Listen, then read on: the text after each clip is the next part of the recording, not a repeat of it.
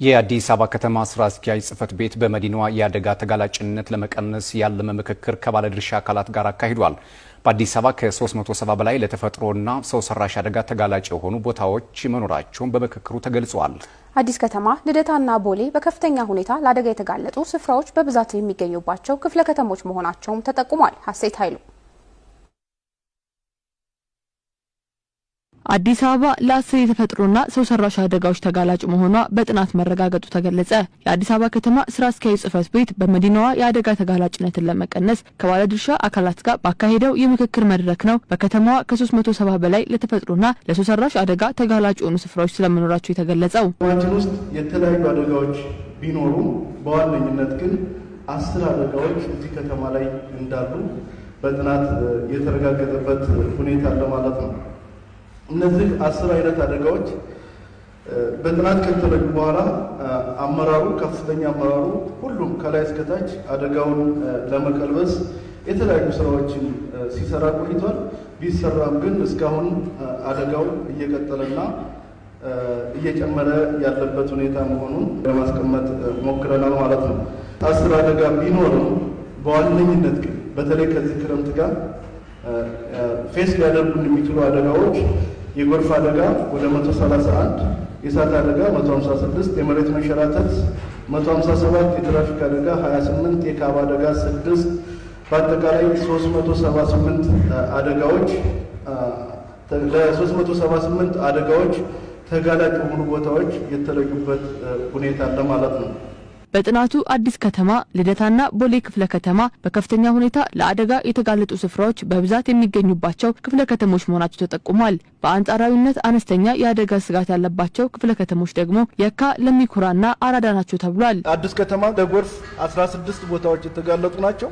ለእሳት 30፣ ለመሬት መንሸራተት 14፣ የትራፊክ አደጋ 10፣ በአጠቃላይ 70 ቦታዎች ለአደጋ የተጋለጡ መሆኑን እናያለን ማለት ነው። ከሁሉም ክፍለ ከተማ እዚህ ቁጥሩ የበዛ ነው። ልደታም አጠቃላይ በጎርፍ 19 ቦታዎች ላይ ከፍተኛ አደጋ ተጋላጭነት አለባቸው። ለእሳት 14 ቦታዎች ላይ፣ መሬት መንሸራተት 12፣ ትራፊክ አደጋ 2፣ አጠቃላይ ድምር ግን ወደ 47 አካባቢዎች ላይ ለአደጋ የተጋለጡ መሆኑን ነው ያየነው ማለት ነው። የካ 7 ለጎርፍ፣ 5 ለእሳት፣ መሬት መንሸራተት 2፣ ትራፊክ አደጋ 1፣ አጠቃላይ ወደ 15 አሉ ማለት ነው። ጉለሌ ጎርፍ 9፣ እሳት 9 ናቸው። እነዚህ 9ኙ ለሁሉም ተጋላጭ ናቸው ማለት ነው። ስናይ ቁጥራቸው ትንሽ ሊሆን ይችላል፣ ግን አንዱ ለሶስቱም ተጋላጭ ነው። አንዱ ባይኖር አንዱ ሊኖር ይችላል ብለን ፕሮባቢሊቲውን ማየት ያስፈልገናል። አራዳን በመናይበት ጊዜ ጎርፍ 8 አለ፣ እሳት 13፣ መሬት 2፣ ትራፊክ አደጋ 4፣ አጠቃላይ 27 ነው ማለት ነው። የአዲስ አበባ ከተማ አስተዳደር የእሳትና አደጋ ስጋት አመራር ኮሚሽን በክፍለ ከተሞቹ የሚስተዋሉትን ችግሮች ለመቅረፍ የእርምጃ አቅጣጫዎች ተለይተው መፍትሄዎች ተግባራዊ እየተደረጉ ይገኛሉ ብሏል። ትልቁ ስራ 70-80% መሰራት ያለበት መከላከሉ ላይ ነው። ውጤትም የሚያመጣው እሱ ነው። ሰላማዊም እሱ ነው። ስንከላከል አደጋ ሳይደርስ ምንም ላይ መስለን ይችላል። ስለ አደጋ ለአደጋ ተጋላጭ የሆኑ ቦታዎች ብለን የለየናቸው ወደ 378 አካባቢ ናቸው። እነዚህን ለመፍታት የሄድንበት ሙሉ ለሙሉ የተፈቱ በመፈታት ሂደት ላይ ያሉትን በምናይበት ጊዜ ገና 50%ን ጭምር አልፈታም። ገና 170 ላይ ነው ያለነው ማለት ነው። ስቲል አሁንም የተጋላጭነት መጠናችንን መቀነስ ያልቻልንበት በዘላቂነትም ይህን ችግር ለመፍታት ምቹ ሁኔታ አልፈጠርንበት ሁኔታ እንዳለ ማየት ይቻላል። የምክክሩ ተሳታፊዎች በየክፍለ ከተማዎቹ ለአደጋ የሚያጋልጡ ስፍራዎች መኖራቸውን በመጥቀስ ነዋሪዎችን ከስፍራው ለማስለቀቅ ከካሳ ክፍያ ጋር የተያዙ ችግሮች ለነዋሪዎች ዘላቂ የመኖሪያ ስፍራ ከማቅረብ እንዲሁም ተፈጻሚ ከማድረግ አንጻር ክፍተቶች አሉ ባይ ናቸው። ካሳ ምትክ እንዲመቻችላቸው አክሰፕት ተደርጓል። ግን ደግሞ ካሳ ከፍሎ ምትክም ሰጥቶ ከማንሳት አንጻር ሰፊ ችግር ያለውና እሱ አካባቢ ላይ ትኩረት ሊደረግበት ይገባል። የአደጋ ስጋት ናቸው ተለይተው ለተቋማትም ጭምር ተሰጥቶ ተቋማት ምላሽ ያልሰጡባቸው የማግለያ እርምጃ ያልተወሰደባቸው አካባቢዎች አሉ። ባለድርሻ አካላት ሚናቸውን መወጣት አለባቸው ማለት ነው። በርካታ ነዋሪዎችን ከመኖሪያቸው አውጥተን በወጣት ማዕከላት በትምህርት ቤቶች አቆይተናል። ግን ደግሞ ክረምቱ ሲያልፍ ተመልሰው ወደ ቤታቸው ገብተዋል። አሁንም ክረምት እየመጣ ነው፣ ልናወጣቸው ነው ማለት ነውና በዚህ መንገድ ነው ወይ መቀጠል ያለብን የሚለው ነገር በደንብ መታየት አለበት። ወንዝ ዳርቻ የምናነሳቸው ቤቶች አሉ። ይህን ችግር ሊፈታ የሚችለው ቤቶች ነው።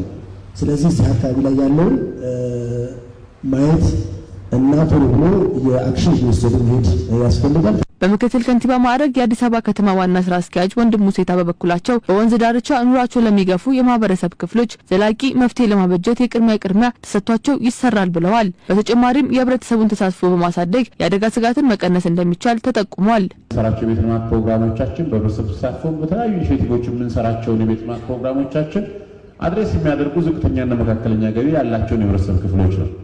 ግን ደግሞ ከነዚህ ውስጥ የቅድሚያ ማግኘት ያለባቸው ሰዎች እነማን ናቸው የሚለው በምናይበት ጊዜ በከፍተኛ ሁኔታ ለአደጋ ተጋላጭ የሆኑ የህብረተሰብ ክፍሎቻችን ነው። የህብረተሰብ አቅም በጣም መጠቀም አለብን። በሁለት ሶስት ነገር ማለት ነው። አንዱ የመጀመሪያ አእምሮ ላይ መስራት አለብን። ህብረተሰብ ካላመነ አደጋ ነው ብንለው አሁንም አይቀበልም። ሰፈሩ ላይ ያለው አደጋ ምን ሊያደርስበት እንደሚችል በደንብ የግንዛቤ ስራ መፍጠር አለብን።